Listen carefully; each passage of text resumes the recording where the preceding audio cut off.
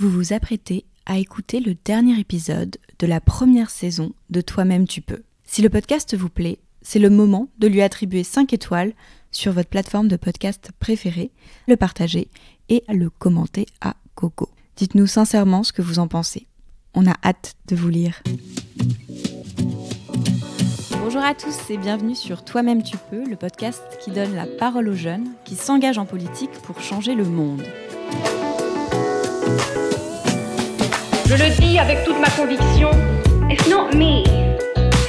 Je crois qu'il y a des gens qui travaillent à quelque chose, qui travaillent avec une grande énergie. They continue to inspire all of us to action. L'idée qu'on a le droit. Je m'appelle Esther Valancic et Toi-même tu peux, c'est le podcast de Vox, le média qui réconcilie les jeunes avec la politique.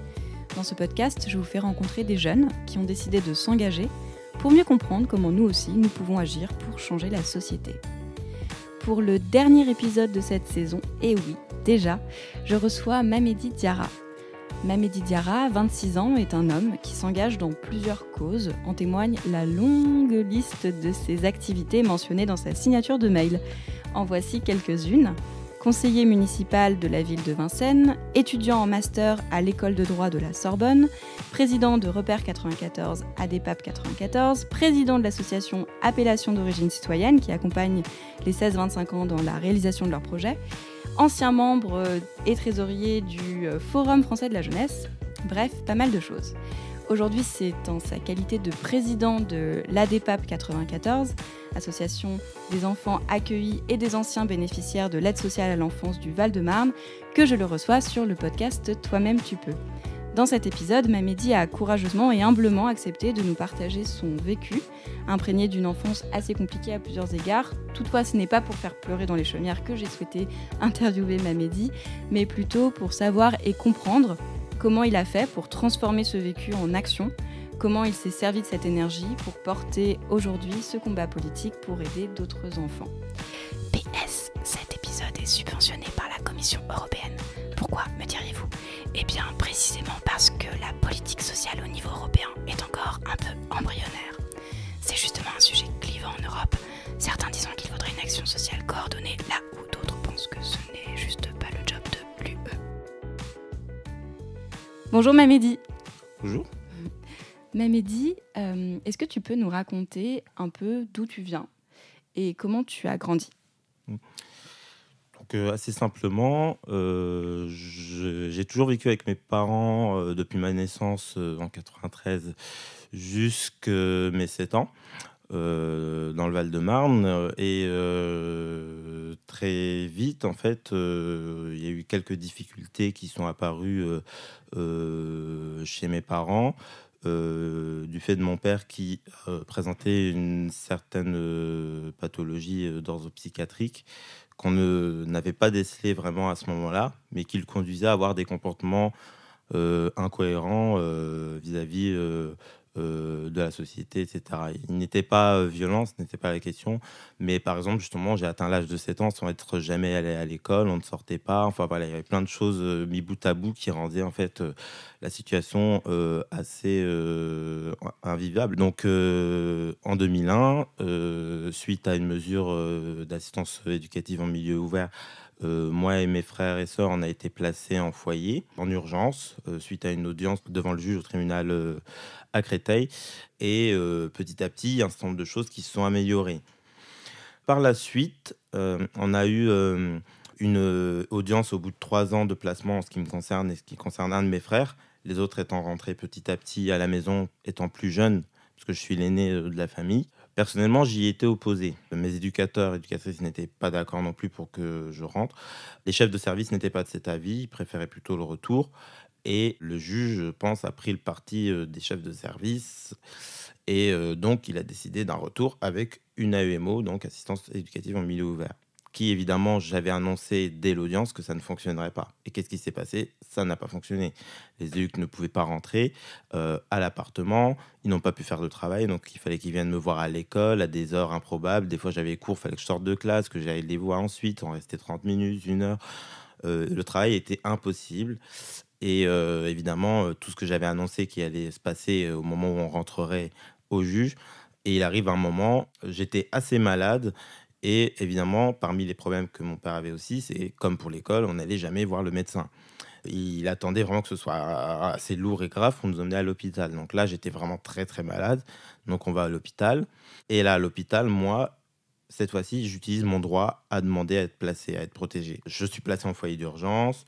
Ça se passe pas trop mal. Mais foyer d'urgence égale, on doit rester 3 mois et on doit être orienté dans un établissement de placement de court et moyen terme. On visite un établissement à Paris. J'ai pas senti l'établissement, quoi. Et j'ai pas senti les gens qui y bossaient. On voyait pas trop les enfants.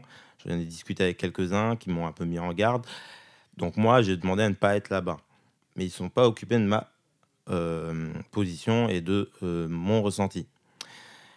Et qu'est-ce qui s'est passé? Mes craintes se sont avérées vraies, encore une fois. Il s'agissait d'un établissement qui était maltraitant. Pendant 1 an et demi, 2 ans, j'ai fait que de me battre, en fait, pour m'en aller de cette structure.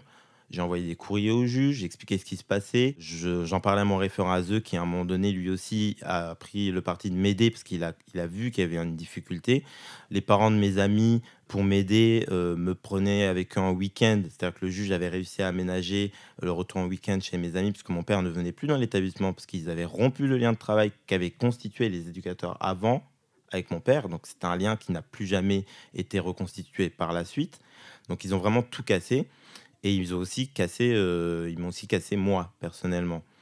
Ça, c'est Oui. quelque chose que tu as observé qui peut être généralisé ou c'était vraiment contingent aux personnes humaines qui étaient dans cet établissement à ce moment-là? Généralisé, non, parce qu'il y a des foyers où ça se passe très bien en France, il y a des institutions où ça se passe très bien et qui sont de très bonnes institutions, autant publiques qu'associatives. On ne peut pas généraliser, mais il existe encore aujourd'hui dans le milieu associatif ou public des établissements qui peuvent être maltraitants en termes de maltraitance institutionnelle, c'est-à-dire une maltraitance dont ils n'ont pas forcément conscience, mais par leurs pratiques qui sont néfastes sur les conditions de prise en charge, ou alors maltraitant volontairement. Moi, j'étais dans un établissement maltraitant volontairement, en fait. Il n'y avait pas de contrôle suffisant sur la qualité des personnes qui encadraient. Exactement. Ok. Personnellement, c'est un de mes combats, justement, aujourd'hui, le contrôle des structures d'accueil pour les jeunes. Parce Et que alors, sinon, il n'y en a justement, pas un vrai contrôle. On a surtout des contrôles... en théorie, on doit écouter les jeunes aussi dans ce contrôle, mais c'est quasiment pas fait.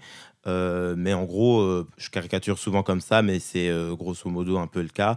On va regarder, il y a des extincteurs, super. Les jeunes ont à manger, super. Ils ont un lit chacun, c'est bien. Il y a de l'eau, bien. Voilà, ils ont des vêtements, super. Enfin, mais c'est pas ça, un contrôle de la qualité de prise en charge et du travail éducatif qui est fait pour les jeunes et les parents. Je me suis dit, le juge ne m'a pas écouté quand j'ai dit que je voulais pas rentrer chez moi, chez mes parents. Le juge et l'institution de protection de l'enfance ne m'a pas écouté lorsque j'ai dit que je voulais pas aller dans cet établissement, et voilà le résultat aujourd'hui. J'ai même fini en dépression quand même à cette époque-là, plusieurs fois pensé au suicide, enfin c'était assez dur. Et donc je me suis dit, s'il y a une chose que je peux faire, étant donné mes capacités scolaires, voilà, je me vante pas en disant ça, mais j'ai toujours eu des très bons résultats, sachant que je partais de loin quand même. J'ai sauté le CE1. Et ensuite, voilà, j'ai eu mon brevet avec mention très bien, mon bac avec mention très bien. Enfin voilà, j'avais des capacités scolaires quand même qui me permettaient de faire un peu ce que je voulais. Donc je me suis dit, eh ben, il faudrait que je fasse juge en fait pour être juge des enfants c'est et ce que tu veux écouter les faire enfants. aujourd'hui? Et non, pas du tout. Je voulais être juge pour enfants pour justement avoir une prise sur les situations et écouter différemment avec mon vécu aussi et avec mon regard sur l'institution. Non pas en généralisant, en disant que toute institution est mauvaise ou alors que tous les enfants ont raison absolument, mais en prenant en compte la parole de l'enfant. Et en fait, pour terminer sur mon parcours très en 2 phrases, il a fallu au bout de 2 ans de plusieurs audiences chez le juge qui renouvelait à chaque fois le placement. Il a fallu qu'après l'audience au bout de 2 ans, où se posait la question du placement de mes sœurs aussi, le juge renouvelle le placement dans cet établissement encore. Moi, j'étais au bout du rouleau. Ça faisait plusieurs mois que je me battais presque plus. T'avais quel âge là? 14, j'allais avoir 15 ans. J'étais à 14 ans et demi. Et donc, à ce moment-là, en fait, j'ai fait un malaise en sortant du tribunal. En fait, mes 2 frères m'ont raconté ensuite ce qui s'est passé. Ils ont demandé où j'étais. Ils ont dit laissez-le. Voilà, l'état de considération qu'ils avaient pour les jeunes qu'ils accueillaient, dont moi. Je vais à l'hôpital, ils m'ont fait des perfusions, donné des médicaments, des trucs à manger, etc. Et au bout de quelques heures, je reprends un peu mes esprits et tout.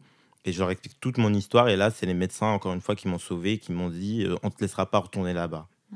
Ils ont fait des rapports, mon référent ASE a refait des rapports, mon psychiatre a refait des rapports, et le juge, par une ordonnance avec quelques lignes, mais vraiment, hein, quand je dis quelques lignes, c'est peut-être 4, 3, 5, et un tampon de signature, on change de foyer. Et donc, moi et mes frères, on va dans un établissement dans le Val-de-Marne où tout se passe bien. J'ai pu me reconstruire petit à petit, passer mon bac, mon brevet, puis mon bac. Puis j'ai déménagé parce que voilà, j'étais majeur. Je suis allé dans mon appartement que j'habite encore. J'ai fait mes études supérieures, que je continue, et j'ai pu commencer mes engagements. Et donc, mon engagement en protection de l'enfance, c'est par rapport à ce vécu-là qui s'est forgé, en fait. Parce que depuis petit, j'avais peut-être envie de faire de la politique. Parce que j'ai quand même vécu le choc de 2002 en étant à peu près conscient. Les adultes autour de moi étaient un peu interloqués. Je me demande qu'est-ce qui se passe. Là, on m'explique. Mon père m'a transmis, on va dire, l'amour des institutions, le respect, certaines valeurs de la République. Et moi, de mon côté, j'étais très curieux, j'aimais débattre, déjà étant jeune.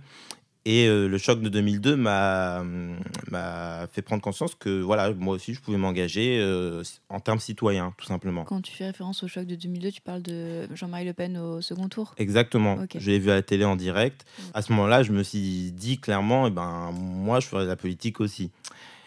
Et donc, c'est là qu'il y a un lien qui s'est fait avec la protection de l'enfance. C'est que quand j'ai réussi à me reconstruire, je me suis dit, mais en étant juge, je vais avoir une prise sur quelques situations, mais pas sur tout. Qui est-ce qui prend les décisions? Pour l'ouverture des foyers, pour les moyens, c'est les départements. Qui est-ce qui fixe le cadre réglementaire législatif? C'est le Parlement, c'est les ministres, ce sont les politiques aussi, c'est les départements. Et bien, je me suis dit, cet engagement, je vais aussi l'axer sur la protection de l'enfance. Parce que c'est là qu'on aura le plus de résultats sur le maximum de jeunes, puisque ce n'est pas en ayant quelques situations que je vais pouvoir changer le système. Et donc, voilà, finalement, je fais du droit, oui, mais pas pour être juge pour enfants, mais je souhaite être avocat sur les questions de fiscalité et de finances publiques, et aussi pour la protection de l'enfance, pour accompagner des enfants qui seraient en difficulté ou des jeunes en difficulté. Depuis combien de temps, du coup, maintenant, tu t'engages en faveur de la protection de l'enfance? Maintenant, ça fait quelques années, depuis à peu près 2011. J'ai d'abord travaillé sur des concertations au niveau départemental en tant qu'enfant accueilli.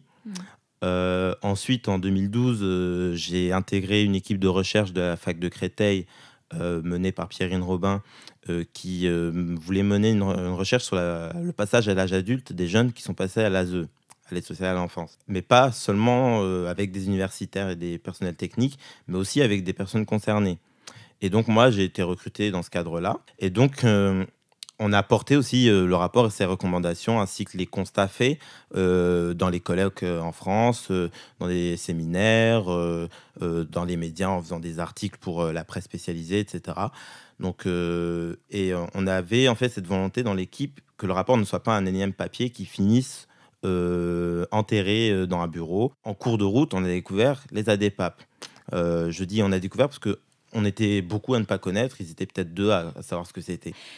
Tu peux nous expliquer ce que fait justement l'ADPAP 94? Donc on a créé cette association du coup en 2014 dans le Val-de-Marne où il n'y en avait plus depuis une vingtaine d'années.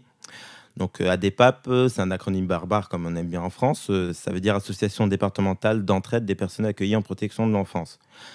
C'est l'association des accueillants en protection de l'enfance et des pupilles de l'État. Donc les orphelins. On est une association à statut, c'est-à-dire qu'il y a des dispositions législatives expressément faites pour nous. La loi est nationale, elle s'applique à tous les départements, donc chaque ADPAP départemental a une certaine partie de mission obligatoire, que sont de venir en aide matériellement, moralement, envers les personnes accueillies et anciennes accueillies de la protection de l'enfance, donc par des aides telles que des bourses à projets, des aides d'urgence, des primes, un soutien dans leur démarche d'insertion, etc. Donc nous, on le fait. On propose aussi des activités de lien social, parce que dans la recherche, on a identifié qu'une des grosses problématiques des jeunes de l'ASE, accueillis et anciens accueillis, c'est la situation d'isolement, soit ressentie, soit réelle. Il y a une forte précarité émotionnelle aussi du côté des anciens de la protection de l'enfance. Anciens accueillis, ça veut dire qui sont maintenant majeurs, c'est ça ou... Qui sont plus à l'ASE. Tout simplement. C'est-à-dire, ils peuvent avoir 16 ans et ne plus être à l'ASE, ou alors être majeur et ne plus être à l'ASE, ou alors ne plus avoir de contrat jeune majeur aussi, c'est-à-dire une aide provisoire jeune majeur, exactement, qui est possible d'avoir entre 18 et 21 ans, mais que la plupart des départements ne font plus aujourd'hui, malheureusement. Ok. C'est-à-dire qu'il y a énormément de jeunes qui se retrouvent sans rien à 18 ans et à la rue. Bon, on a de la chance d'avoir quelques départements qui en font. Le Val-de-Marne est encore un des départements qui tient à continuer à faire des contrats jeunes majeurs, différemment que par le passé, mais ils en font. Mais il y a des départements en France qui n'en font plus du tout. Et donc, tu pourrais replacer en quelques mots, ou peut-être quelques chiffres rapidement, le contexte français actuel de l'aide sociale à l'enfance. Donc, l'aide sociale à l'enfance en France, c'est 345 000 enfants et jeunes accompagnés chaque année en total. C'est presque 9 milliards d'euros de budget, tout confondu, département, État et secteur associatif, etc. On se bat aussi au niveau parlementaire pour que la loi évolue, pour que notamment l'aide provisoire jeunes majeurs soit obligatoire dans tous les départements, pour augmenter les moyens des associations comme les nôtres ou des départements pour fournir un travail vraiment d'insertion réussi.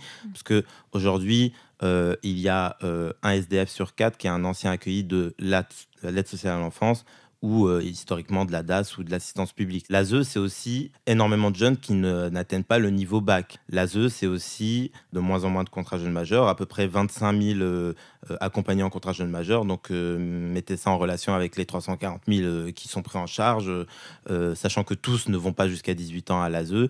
Ben, ça fait quand même très peu qui sont accompagnés à leurs 18 ans. Donc, il y en a beaucoup qui se retrouvent sans rien, sans logement. Sachant que dans la population générale, par exemple, l'âge de décohabitation, c'est-à-dire l'âge auquel on quitte le domicile familial, c'est à peu près 24 ans.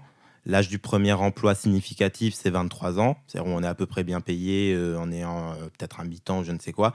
L'âge du premier CDI, c'est 27 ans, parce que ça recule encore, et ça a reculé d'un an il y a l'année qui est en cours. Ça, c'est un chiffre de l'INSEE. Voilà, donc on sait que les jeunes font des études de plus en plus longues. Donc, pourquoi demander à des jeunes de protection de l'enfance qui partent avec des difficultés supplémentaires de faire vite, plus vite que les autres, à 18 ans?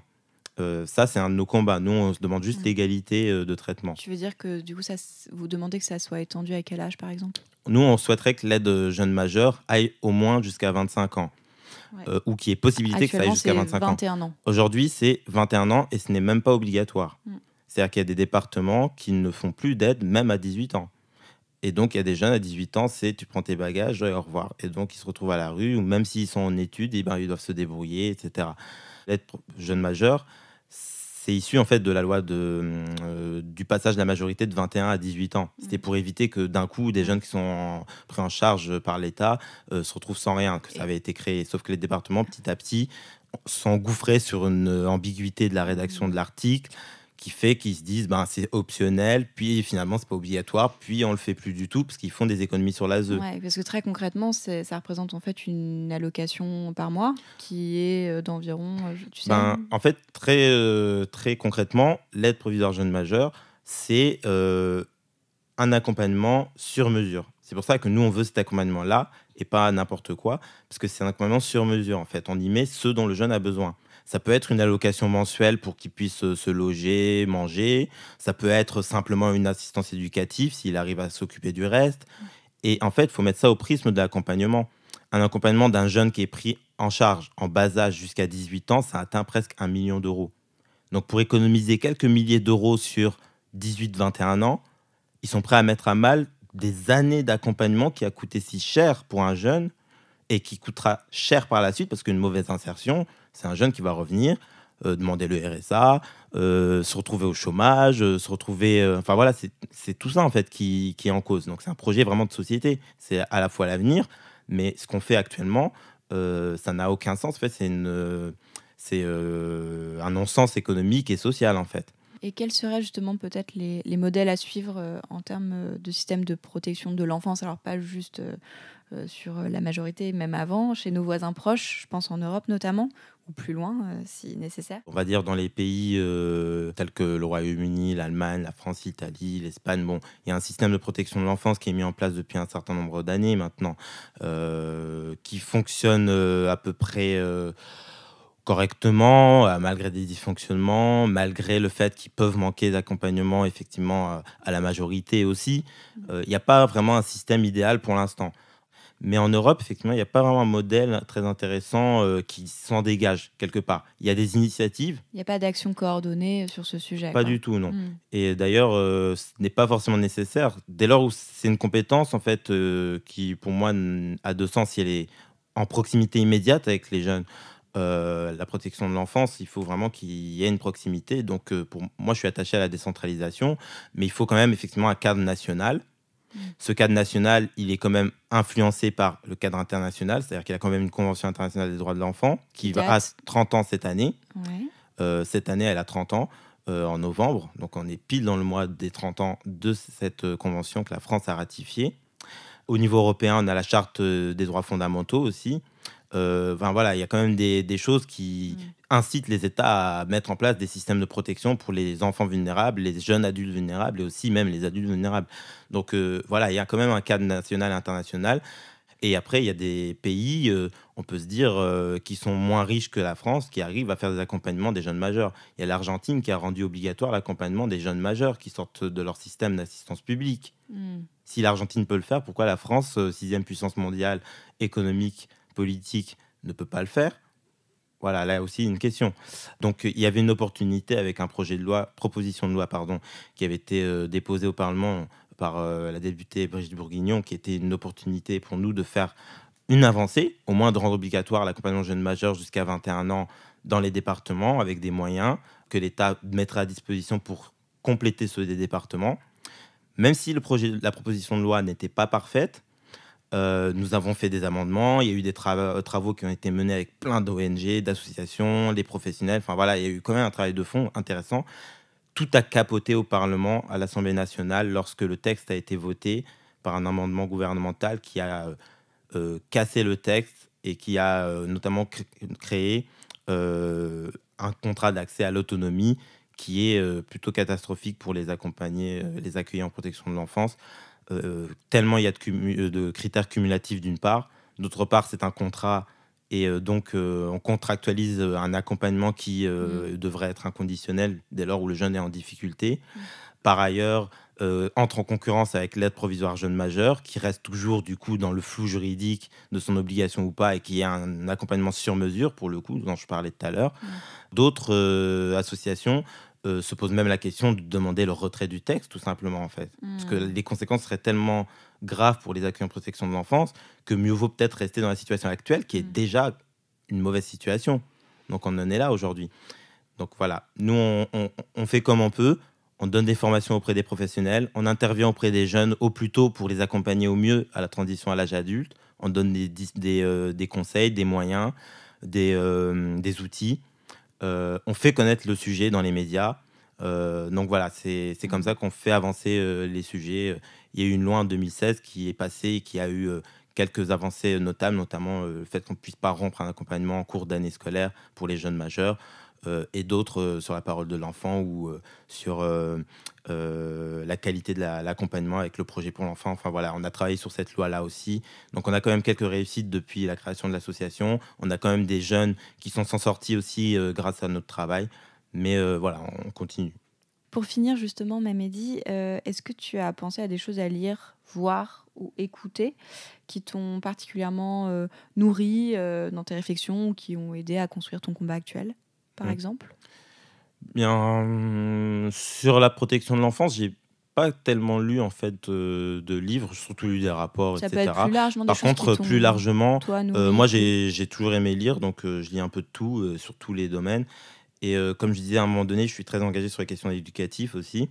Et donc j'ai lu La cause des adolescents de Dolto, qui est un livre que j'ai bien apprécié, dont je m'inspire en fait pour formuler des propositions. J'ai lu aussi un livre de Stanislas Dehaene, Apprendre à lire, et aussi un livre, voilà, Petite poussette de Michel Serres, qui vient de nous quitter malheureusement, ou alors Génération Y de Monique Dagneau, qui est une sociologue. Et tout ça, évidemment, ont un lien de près ou de loin avec la société, les jeunes, l'enseignement, la socialisation. Donc voilà, c'est des thèmes qui m'intéressent. Qu'est-ce qui te plaît dans leurs idées, par exemple, si on prend, je sais pas, un exemple que tu as mentionné? Oui. Pourquoi tu le recommanderais? Bien, En fait, c'est sur la façon en fait, de travailler avec les enfants en s'inspirant et en se basant sur des réalités scientifiques. En fait. Dans le cadre de AN, c'est de la neuroscience. C'est-à-dire qu'on sort des débats qui existent sur la méthode d'apprentissage des enfants, de la lecture, etc. C'est-à-dire que lui, il va se baser sur vraiment comment le cerveau réagit et donc qu'est-ce qui est efficace réellement. Donc voilà, moi, ça m'intéresse plus ce genre de choses très concrètes. Dans le cadre d'Olto, effectivement, c'est l'analyse du comportement, comment accompagner au mieux au vu des différentes catégories en fait, de fonctionnement des jeunes, des enfants. J'ai lu aussi des choses sur les méthodes Montessori, les méthodes freinées, parce que moi-même, en fait, j'écris sur la question éducative et je compte publier un livre très prochainement sur le sujet. Super, trop bien. Bon, on suivra ça de près. Merci beaucoup, Mamedy, pour cette interview. Merci beaucoup d'avoir écouté cet épisode jusqu'au bout. Vous pourrez retrouver toutes les ressources dont parle Mamedy dans cet épisode en description ou bien dans le chatbot de Vox. Comme je vous le disais au début, cette première saison de Toi-même tu peux touche donc à sa fin. J'espère sincèrement que les récits, les parcours de vie et les vécus des invités auront su vous plaire, vous étonner, vous inspirer et pourquoi pas même éveiller en vous une envie d'agir, ce désir d'être l'étincelle d'une action, même minime, même petite, même toute petite, même toi, même tu peux. Mais oui. Allez, bisous.